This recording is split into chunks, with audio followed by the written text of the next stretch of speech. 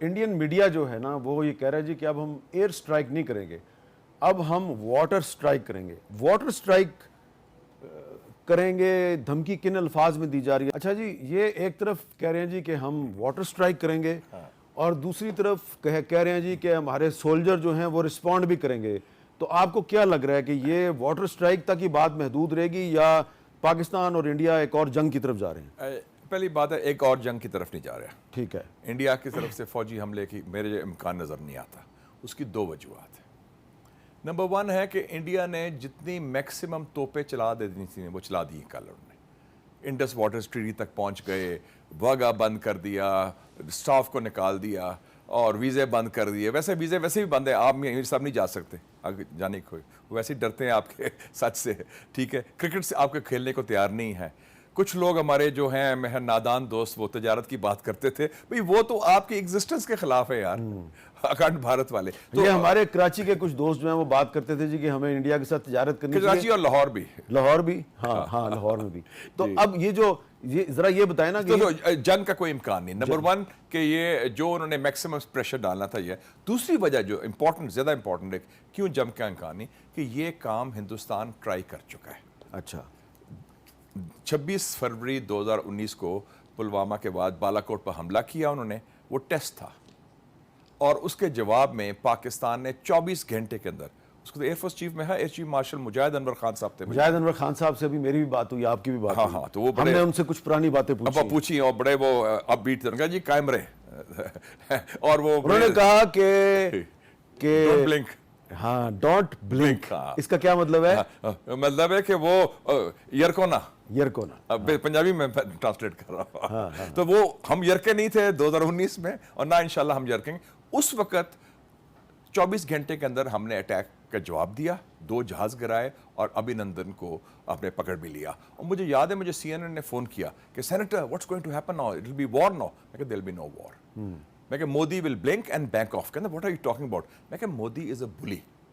بلی جو ہوتا ہے نا، size does not equal strength, کہ انڈیا بہت بڑا ملک ہے، سائز ہے۔ اگر وہ سائز کا ہوتا تو پھر ویتنام کی جنگ امریکہ جیت جاتا، افغانستان میں بھی امریکہ اور روس جیت جاتے۔ اس کا کوئی تعلق نہیں۔ ہمت کتنی ہے، صلاحیت کتنی ہے اور جان کتنی ہے۔ تو میں نے کہا India Modi will blink and back of. بلی ہے، وہ ٹیسٹ کر رہا ہے کہ پاکستان میں کتنا دانا پانی ہے، کتنا دم ہے۔ تو ہم نے جو ہٹ بیک کیا، وہ کہیں گے یہ تو چھوڑنے والا نہیں، یہ تو پاگل بھی ہیں تھوڑے سے۔ وہ میڈ مین تھیوری ہوتی ہے نا کہ کچھ بھی کر سکتا ہے، تو وہ ہم نے پروو۔ تو اس لیے میں سمجھتا ہوں وہ پاکستان نے جو یہ فالس فلیگ آپریشن کیا ہے، انہوں نے خود کروایا ہے، انڈین انٹیلیجنس نے۔ جیسے کلنٹن جب آیا تھا کروایا تھا، وائس پریزیڈنٹ وینس بھی ادھر ہے۔ جب کلنٹن آیا تھا تو یہی مارچ 2000 اننت ناگ کا علاقہ تھا، چٹی سنگھ پورہ میں 35 سکھ جو ہیں ان کو قتل کیا گیا، اور انڈیا نے فوراً پاکستان پہ الزام لگایا۔ لیکن وہ جو وکٹمز تھے انہوں نے کہا جی کہ وہ جو نعرے لگا رہے تھے ہم پہ، جب گولیاں چلا رہے تھے، وہ کہہ رہے تھے بھارت ماتا کی جے، اور جے ہند جے ہند جے ہند، اس ٹائپ کی بات۔ اور اس سے پہلے الفران کا آپریشن ہوا تھا، آپ کو یاد ہے 1995 میں، جو ویسٹرن ٹورسٹ مارے تھے، اس کے بارے میں کتاب بھی چھپی ہے، دی میڈو۔ اور پھر اس کے بعد جب ویسے وہ جو کتاب ہے دی میڈو، اس میں اتنی نہ سچائی ہے اور نہ ہی اس میں، لیکن اس میں کچھ یہ تو کلیئر ہے کہ وہ پاکستان سپانسرڈ نہیں تھا، یہ مجاہدین سپانسرڈ نہیں۔ وہ تو انڈیا کی جھوٹ کی تو نفی کی ہے نا انہوں نے۔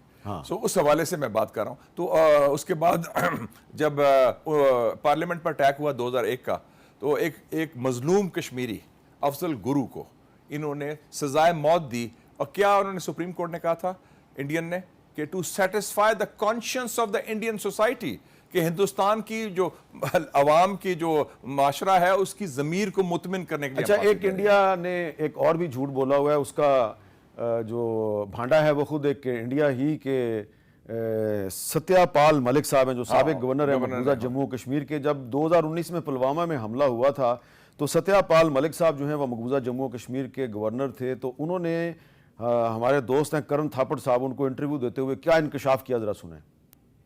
Let's talk about Pulwama. You were governor at the time. Yes, CRPF people asked for aircraft to ferry their people. Home Ministry سے پوچھا، راجناتھ جی کے یہاں، they refused، ان کو ایئرکرافٹ نہیں دیا گیا۔ And I told it to the Prime Minister same evening کہ یہ ہماری غلطی سے ہوا ہے، اگر ہم ایئرکرافٹ دے دیتے تو یہ نہیں ہوتا۔ تو انہوں نے مجھے کہا کہ تم ابھی چپ رہو۔ مطلب یہ ایک طرح کی سرکار کی چالو پالیسی تھی کہ blame Pakistan Exactly. and we will get credit and it will help our election.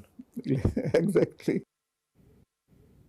تو آپ نے خود ایکسپوز کیا تھا, you were the first journalist to reach Balakot, اور آپ نے کیا دیکھے, پتے دیکھے, پرندے مرے ہوئے دیکھے, ایک کبا, ایک مظلوم کبا, اور کوئی ٹریننگ کیمپ نہیں تھا. تو whole thing was based on a lie, جھوٹ کی بنیاد پر سارا حملہ کیا گیا. تو یہ جو پیٹرن ہے, میرے خیال میں آپ بڑی اچھی بات کی صوفی صاحب نے, لیکن اس کے ساتھ ساتھ ایک ہم فیکٹ شیٹ بھی تیار کر دیں کہ انڈیا کا یہ پیٹرن ہے, اور یہ جو آبی جارحیت کی انڈیا کوشش کر رہا ہے اس کو ہم بالکل مسترد کرتے ہیں, کیونکہ جو سٹیٹمنٹ میں دو چیزیں بڑی امپورٹنٹ ہیں. انہوں نے کہا اگر ہمارا پانی روکا گیا that will be an act of war, number one. اور دوسرا یہ ہے کہ انڈیا کو جو وارننگ دی گئی کہ آپ خبردار ہو جائیں, اگر ملٹری اسٹرائک کی تو 2019 والا پھر ایکشن ریپلے ہوگا, بلکہ ہو سکتا ہے اس سے زیادہ سخت ہو جائے, اور سخت ہو رہا ہے کہ وی ول ہٹ بیک ویری ہارڈ, کیونکہ پاکستان کے پاس جو چیزیں ہیں وہ انڈیا کے پاس ہاں جو اب آ گئی ہیں, اور وہ بتانے کی ضرورت نہیں ہے, بتانے کی ضرورت نہیں ہے. اور لیکن چیزوں سے زیادہ میر صاحب ہوتی ہے ہمت, کہ آپ کے وہ گھبرانا نہیں ہے کہ ہاتھ ملنے اور جو آپ نے پہلے بات کی پاگل پن, ہاں تھوڑا سا وہ طے ہے. وہ کہتے ہیں یار یہ تو, جسے میں مذاق سے کہتا ہوں کہ کئی یہ ہندوتوا کے لوگ they have what I call the Mahmud of Ghazni complex. وہ سمجھتے ہیں جو لوگ شمال سے آ رہے ہیں نا وہ سومناتھ کی طرف جائیں گے اور وہ حملہ کریں. جو موت سے نہیں ڈرتا وہ زیادہ خطرناک, وہ زیادہ خطرناک. اچھا احمد بلال صوفی صاحب یہ بتائیں کہ یہ جو ہماری قومی سلامتی کمیٹی کے اعلامیے میں کہا گیا ہے کہ ہم شملہ معاہدے سمیت دیگر تمام دو طرفہ معاہدوں سے باہر نکلنے کا حق محفوظ رکھتے ہیں, تو پہلے تو یہ بتائیں کہ اگر ہم شملہ معاہدے سے نکلتے ہیں تو اس کا کیا فائدہ ہوگا, اور کون سے معاہدوں سے نکل سکتے ہیں ہم؟ جی, پاکستان اور انڈیا کے مابین بے شمار معاہدے ہیں. ایک تو وہ بائی لیٹرل ایگریمنٹس ہیں جن کی تعداد کئی ڈزنز میں ہے, اور وہ آج سے نہیں ہے, وہ 1950 سے شروع ہوتے آ رہے ہیں. اس کے علاوہ پاکستان اور انڈیا دونوں بیک وقت ملٹی لیٹرل کنونشنز کے انہوں نے ایکسیڈ کیا ہوا پارٹی ہیں. In other word, Hare convention کی جو کامن آبلیگیشنز ہیں وہ دونوں ممالک پر یکساں امپلیمنٹ ہوتی ہیں, چاہے وہ کنونشن ہو کلچرل پراپرٹی کا, انوائرمنٹ کا, کاؤنٹر ٹیررزم کا, یا کسی بھی اور چیز کا, یا میوچول کوآپریشن کا, اس سب کا اطلاق انڈیا پاکستان پر برابر ہوتا ہے. تو ان ادر ورڈز ہم ان اے ویری اسٹرینج وے, جو انڈیا کو بات سمجھنی چاہیے کہ اگر وہ ہاسٹیلٹی شو کرتا ہے تو اس کے باوجود آپ لیگلی بہت زیادہ لیگل فریم ورک کا حصہ بھی ہیں بیک وقت.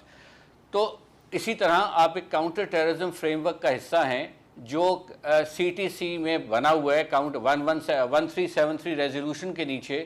تو اگر انڈیا کو کوئی شکایت بھی ہے پاکستان سے, یا اس کا شبہ ہے, یا اس کا یہ شکایت ہے کہ پاکستان ملوث ہے, تو وینیو اس کا اس نوعیت کے اقدامات نہیں ہیں, اس نوعیت کی حرکات نہیں ہیں, بلکہ وہ اس فورم پہ لے کے جانا ہے. اور وہاں جب یہ انڈیا لے کر جائے گا تو پھر وہاں زیادہ بات تھریش ہو سکے گی, پاکستان بھی اپنا موقف پیش کر سکتا ہے. تو ایک گلوبل فورم کی موجودگی میں جس کو انڈیا نے بھی سائن کیا ہوا ہے, پاکستان نے بھی کیا ہوا ہے, اس کی موجودگی میں یک طرفہ ایسے عمل کرنا یہ از خود ایک غلط موقف رکھنے کے برابر ہے, اور اس کو انٹرنیشنل لاء میں درست نہیں سمجھا جاتا کہ ایک فورم ہے, آپ کی ساری بنیاد ہولڈنگ ان ابینس کی ٹیررزم کی ایلیگیشن ہے. وہ ایلیگیشن کون اس کو ایسرٹین کرے گا, اس کو کون ویریفائی کرے گا, اس کی ویریفیکیشن.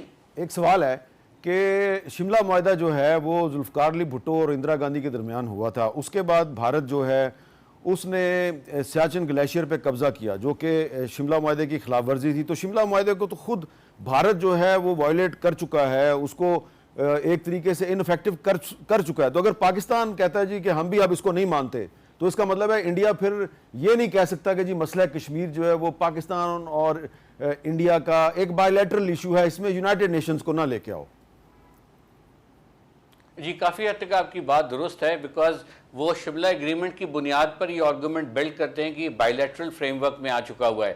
لیکن چونکہ انہوں نے وہاں پر بھی وائلیٹ کیا, سیاچن میں بھی, اور اس کے بعد 5 اگست 2019 کا جو پریزیڈنشل آرڈر ہے وہ بھی شملہ ایگریمنٹ کی اسپیسیفک وائلیشن میں ہے.